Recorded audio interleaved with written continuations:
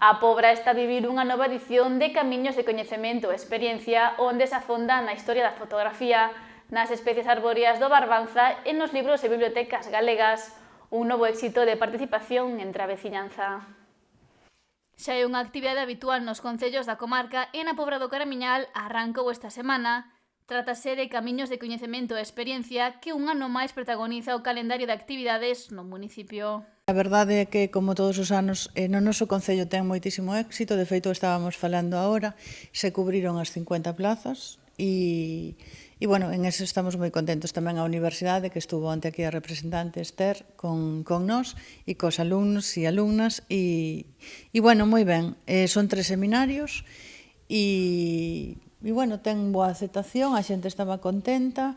Cada ano afóndase en diferentes temáticas e desta edición son a historia da fotografía, outro é de especies arbóreas na terra do Barbanza e outro é libros e bibliotecas da Galicia dos séculos XVI a XIX.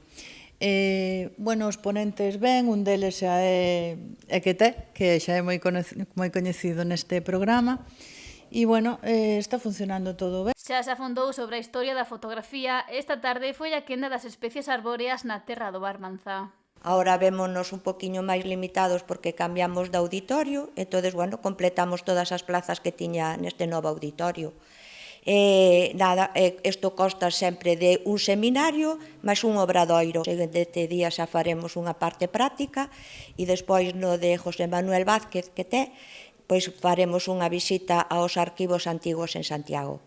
A Concellería de Cultura pobrense afirmou que se trata dunha boa oportunidade para as persoas maiores de 50 anos, para as que vai dirixido Camiños de Coñecemento e Experiencia. Nos comentaban onte que, bueno, pois son actividades que pola tarde neste tempo aínda veñen moi ben, porque aínda está o tempo así que non é de playa, e, bueno, pois é tamén para que poidan pasar un rato agradable, pero ao mesmo tempo tamén aprender cousas novas, que lles encanta, porque de verdad que na Pobra ten moita aceptación, sempre nos preguntan por este programa, e eu creo que iso é unha boa oportunidade tamén para coñecer as cousas locais, e, bueno, un pouco a nosa comarca, non?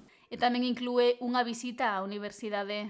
Que tamén sempre a Pobra, sempre representa un número máis grande, e, de feito, ás veces temos un pouco de problema para facer algunha actividade porque, claro, é un número tan grande de xente que, ao mellor, este ano hai que facer un sorteo, bueno, vamos vendo o desdoblar, porque é un grupo moi numeroso e a verdad que nos encanta facelo porque ten boa aceptación polas veciñas e veciños. Mañá xoves, día 27, continúa co seminario no que se afondará nos libros e bibliotecas de Galicia nos séculos XVI a XIX.